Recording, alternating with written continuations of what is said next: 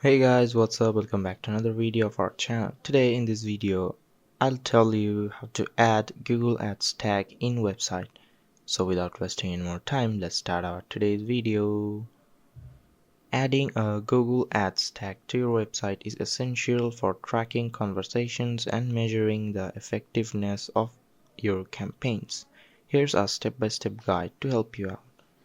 First of all, go to the Google Ads website and log into your account. In your Google Ads account, click on the Tools and Settings icon in the upper right corner. Under the Measurement section, select Conversations. Click the plus button to create a new conversation action and follow the prompts to set it up. After creating the conversation action, you will be provided with a Google tag. Copy the tag code provided. Open the HTML code of your website.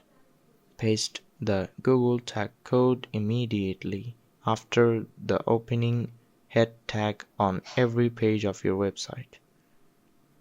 At last, verify the tag. Use the tag assistant to verify that the tag is correctly implemented and firing your website. So that's it guys, hope you like this video. If you found this video helpful, don't forget to hit the like button and subscribe to our channel. Till then, bye bye.